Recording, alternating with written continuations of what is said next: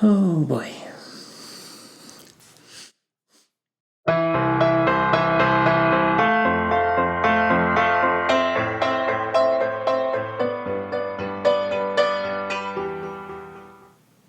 Hey, it's T. Happy Halloween Sunday to you all. This is vlog number 3. I've been working on some notes over the last couple of days, and I'm not going to use any of them, mostly because I'm not done with the notes, and I wanted to get this video filmed while my makeup was still nice. I don't have a costume. I couldn't decide on who or what I wanted to be in time to order one and get the costume shipped to the middle of nowhere. So today I am going as myself. I know in a way it's kind of a cop-out because it's not a costume. On the other hand, it is the first Halloween ever where I'm not wearing a mask of any sort or a costume or putting on a show or pretending to be something that I'm not. I am fully myself. So yeah, that's my costume. Yeah, I really don't have any specific thoughts for this vlog today other than I just wanted to sit in front of a camera with my makeup on. Haven't been doing it a lot. I just had my 3rd laser hair removal session on my face and just been trying to keep from irritating my skin so that the laser is as effective as it can be and that I don't cause any damage or any of that stuff. This will probably get cut out too.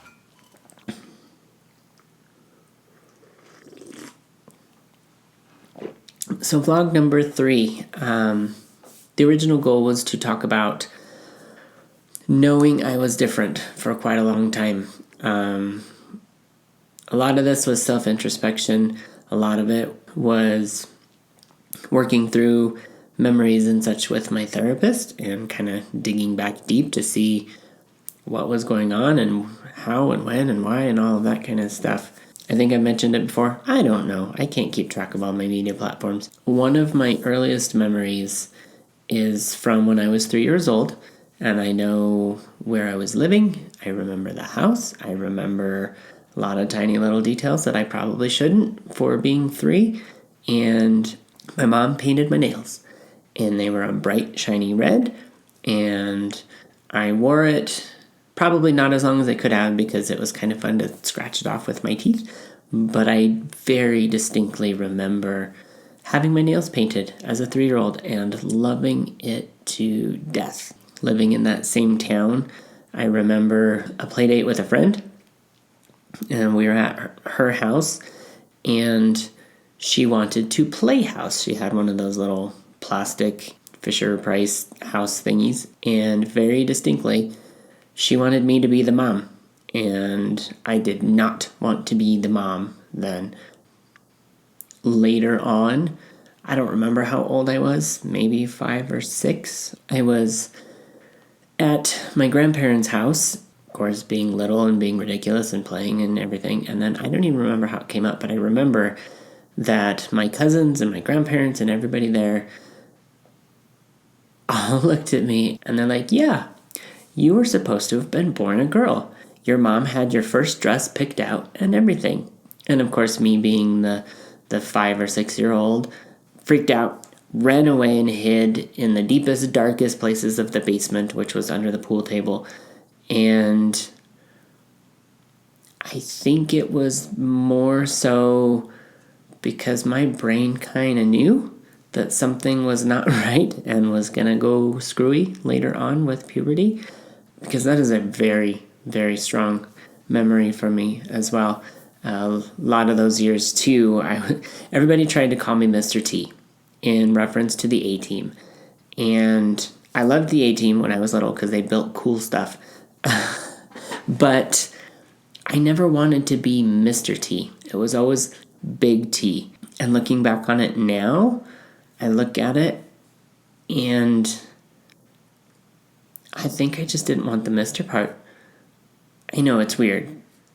And I don't think I knew that then, but if I look back now and kind of connect the dots, So many instances when I was little, my brain was telling me, hey, something's not right here. Something needs to be fixed. But of course, when you're little and you're a kid, you don't know how to fix that or ask for help or do anything. Moving on a little older, 6, 7, 8, 9, I never had dolls. I never really wanted to play with dolls like Barbies and stuff, but I didn't have to because I had G.I. Joes. I had my action figures, and they were as doll to me as any doll is to anyone else.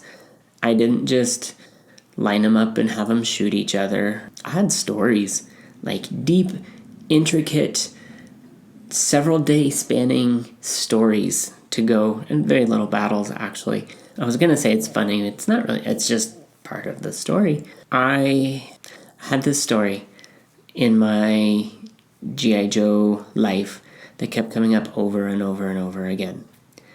I was a good guy who was captured by the bad guys, who was brainwashed and turned into a bad guy, and then couldn't figure out why they didn't fit in with the bad guys, and was always just kind of a loner trying to figure out who they were.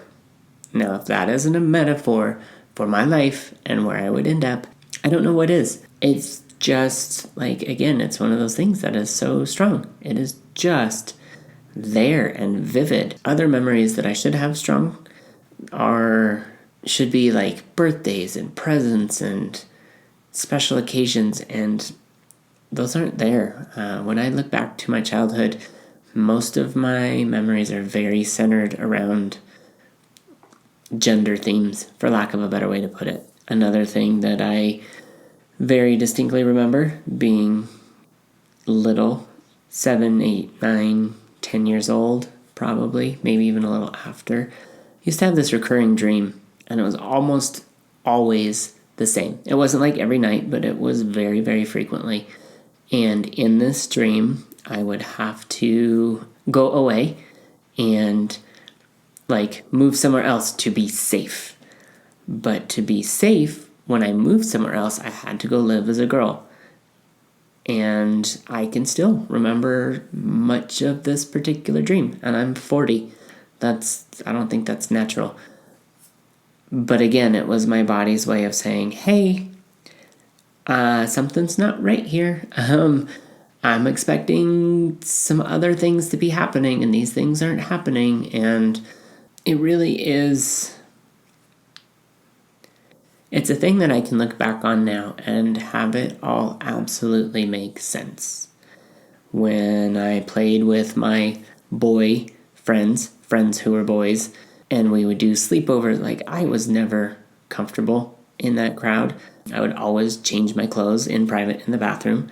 I would not engage in the same kind of roughhousing and wrestling behavior, and I was never as aggressive and competitive in things. And, you know, I remember being at a friend's house for a sleepover playing G.I. Joes, and I wanted to use the Barbie house for my base. And I just never fit in. Like, I just felt uncomfortable. Of course, now I know why. I probably would have been more uncomfortable playing with the girls with male packaging, but thankfully I don't have to go back and experience that at all. I got to start fresh this last year. Yeah, of course I said I wasn't going to go over my notes, and I think I just kind of wrapped it up. Those are the early years for me. Just a quick snippet of memories that are so vivid in my brain that are all centered around gender themes. And again, I don't speak for anyone else's transgender experience outside of my own. I only know where I came from, what I have gone through this past year, and I have an idea of where I'm headed from here on out. But maybe hearing some of my memories in my past will resonate with you and kind of help you put the dots together as you look back and do some introspection, which I highly recommend. Definitely useful. Yeah, that's vlog number 3. I feel good about getting recording done before I ruined my makeup. I hope the audio is better this time as I changed the setup a little bit and hopefully have a little bit less to adjust later. I am really irritated with my voice right now because it's kind of froggy. I've been drinking water and coffee, and I can't get it to go away. So maybe in the future. Thanks for hanging out with me on this Halloween Sunday, or whenever it is that you're watching this. This was filmed on a Halloween Sunday. And I really appreciate your time. As always, it's a precious thing, and you chose to spend a little bit of it with me. So thank you. Have a wonderful rest of your morning, midday, afternoon, evening, night when you watch this. And I will see you again for vlog number 4 when I figure out what that's going to be. Thanks.